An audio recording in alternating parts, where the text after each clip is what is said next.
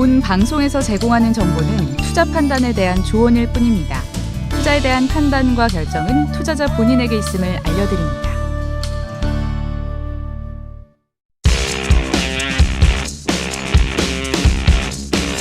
자, 시청자 여러분 안녕하십니까. 김현구의 투투전략 시작해 보도록 하겠습니다. 자, 오늘 많이 힘들었죠. 시장 오늘 31포인트 빠졌는데요, 올라갈 때가 있으면 내려갈 때가 있는 것입니다. 내려갈 때 우리가 잘 보면 어떤 상황을 우리가 봐야 되냐라고 했을 땐 삼성전자와 SK 하이닉스를 보면 될 것 같아요.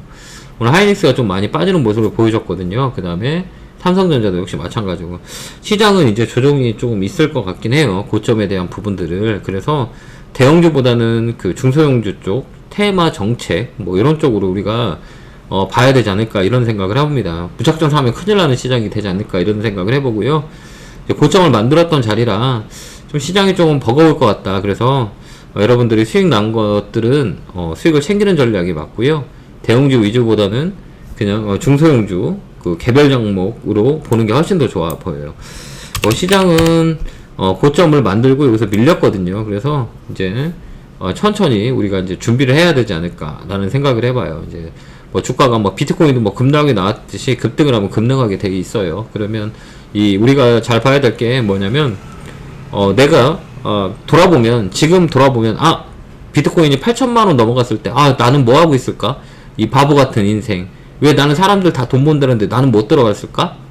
한숨 훅훅 쉬고 있었는데 지금 돌아보면, 지금 시점에서 보면 아이고 잘했네 라는 생각을 많이 하실 겁니다. 그렇듯이 시간은 되게 많고요, 여유도 되게 많아요. 그러니까 여러분들이 급하게 따라 들어가거나 원망하거나 이러지 않았으면 좋겠습니다. 주식시장도 마찬가지고요.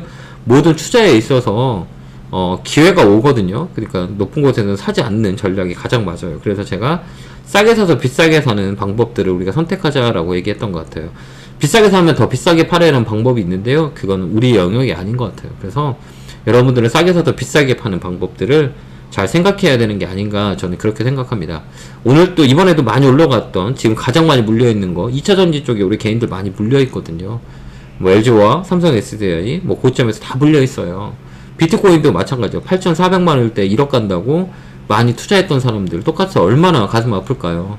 정말 그 가격 올지에 대한 궁금증도 있을 거고. 그럼 불안한 매매 하지 마세요. 지금 시장은 불안한 자리라고 전 봅니다. 그러니까 뭐냐면, 기본 골격에 왜 주가가 거품이 좀 꼈다, 이 거품을 뭐 논하기에는 너무 어려운 숙제예요. 이게 높다 낮다 이거를 논하기는 되게 어려운데요, 우리가 생각해보면 가격의 위치가 지금 높냐 안 높냐 이거부터 생각하면 될 것 같은데, 지금 대형주 위주로 보면 가격들이 많이 높아요. 그 다음에 기관들이 계속 장난치잖아요. 개인 들어오게 만들고 하루는 사고 하루는 팔고, 개인이 팔면 사뒀다가 그 다음날 많이 매도하는 모습을 보여줬고, 외국인들은 매수 물량을 매수가 많이 늘려주지 않고 있다는 거예요. 개인들이 언제까지 버틸지는 모르겠지만 개인들의 지수가 끌어올렸던 힘이 앞으로 계속 유지가 될지에 대한 궁금증이 쌓이는 시장의 모습이 아닌가 이런 생각을 해봐요. 그래서 항상 얘기했지만 높은 거 보다는 밑에 있는 걸 사서 좀 시간을 투자하는 전략이 맞다 이렇게 봅니다. 이제 앞으로 뭐 매매하기가 좀 많이 어려울 것 같긴 해요. 오늘 그런 생각이 들었고요.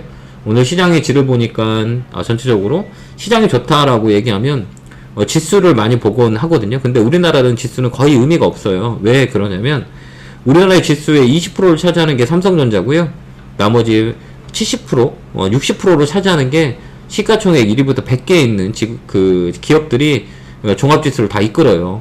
그러면 종합지수는 왜곡이 될 수 있다는 상황들이 벌어질 수 있다는 거죠. 지수가 높다는 거는 삼성전자와 시가총액 큰 거 100개 안에 있는 종목들만 움직였다라고 이렇게 보시면 될 것 같아요.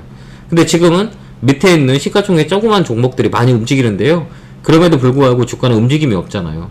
그래서 시장이 별로 안 좋다라고 얘기하는데, 다른 쪽으로 본다면 시장이 참 좋은 시장이라고 볼 수 있어요. 개별 종목으로 빨리빨리 움직이니까요. 근데 대형주 위주로 시장이 좋아요라고 했던 종목들이 지금 못 가고 SK 하이닉스라든지 LG화학 같은 거, 삼성 SDI 주도주였던 게 위에서 걸려 있잖아요. 그러다 보니 힘이 많이 없는 거죠. 그러니까 우리가 이런 생각을 해야 되는 거예요. 시장이 좋다 안 좋다는 큰 의미가 없다. 시가총액 100개 위에 있는 종합지수를 끌어올리는 그런 종목이 이 시장을 끌어올렸다고 보면, 지금 현재 시장은 지수가 높은데도 불구하고 시장은 좋아 보이지 않거든요. 왜 그럴까? 우리가 시 효과를 주고 있기 때문에 그런 거라고 보시면 될 것 같아요.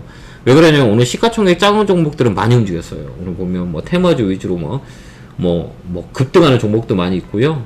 그 다음에 뭐 중소형 종목으로 강하게 움직이는 모습을 보여주고 있는 시장의 모습이에요. 근데 우리는 대형주 위주로 포트를 꾸렸기 때문에 지루하고 힘들고 하는 거죠. 그러니까 우리가 항상 볼 때는 한쪽만 방향을 보면 되지 않고요. 유연성을 가지고 여러 가지 방향을 보는 것도 현명한 방법이다. 이렇게 판단이 돼요.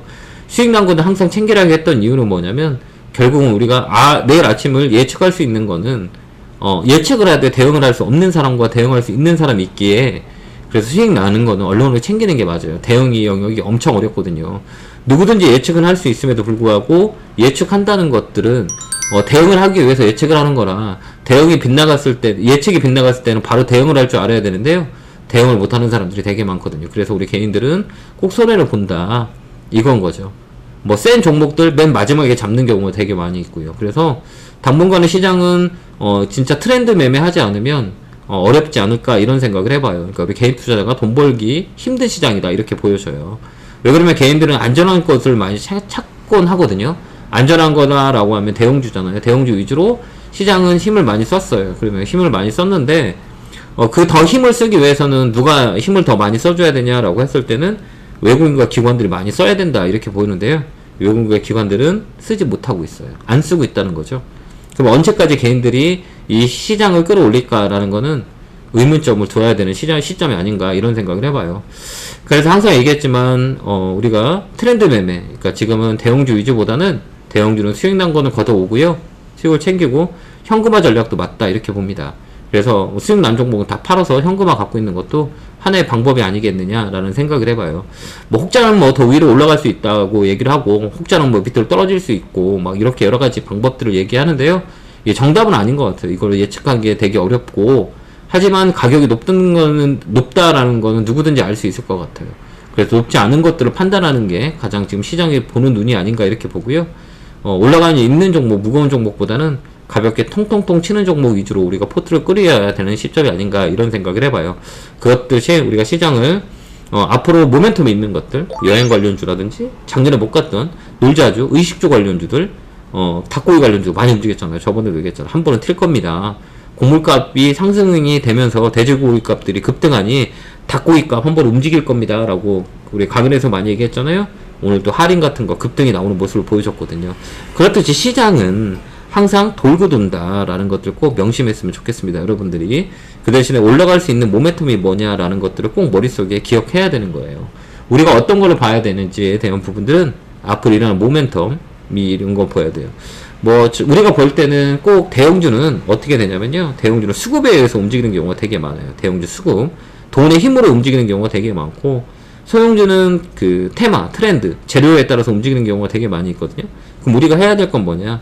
지금 현 시점은 수급보다는 트렌드 매매, 수급은 들어오지 않는 상황이니 트렌드 매매를 했으면 좋겠습니다. 트렌드 매매는 열심히 뉴스 찾고, 재료 찾고, 거기에 움직임을 찾아야 되는 게 가장 중요한 거라, 여러분들은 꼭 그런 것들을 판단하면서 대응할 줄 알아야 될 것 같아요. 그래서 열심히 뉴스를 찾는 것도 되게 중요하다 이렇게 봅니다. 뉴스를 정말 잘 찾아야 되는 게 뭐냐면 일자별로 뉴스를 우리가 다 정리를 해놓고 있어야 된다 이렇게 보여져요. 근데 여러분들은 잘 할 수 있을지는 잘 모르겠지만 항상 뉴스는 찾아 놓아야 돼요. 이렇게 뉴스는 이렇게 일자별로 다 모아놓아야 된다 이렇게 보면 돼요. 일자별로 다 모아놓은 거잖아요. 3월 1일부터 4월달 5월달, 6월달, 그죠? 오늘 6월 18일, 이거 작년 9월달, 계속 이렇게 뉴스를 모아넣어서 이거를 우리가 찾아가는 거예요. 뉴스를 일자별로 이렇게 정리를 해놓아요. 오늘 중요한 뉴스는 뭐가 있을까? 이런 것들 여러분들이 잘 찾아가지고 이렇게 뉴스를 이렇게 만들어서 여러분들이 찾아가야 돼요. 우리 실토 관련주 많이 움직였잖아요. 이런 뉴스가 있었구나. 오늘 반도체 관련주, 그 다음 원전 관련주로 반등했던 이유는 뭐냐? 여기 있네요. 한국, 러시아 등 45조 규모의 원전 건설론이 이런 것들을 아침에 꼭 여러분들이 챙겨봐서 뉴스 브리핑 같은 거를 꼭 여러분들이 만들어가지고 봐야 되는 거예요. 알겠죠? 꼭 이런 것들을 했으면 좋겠어요.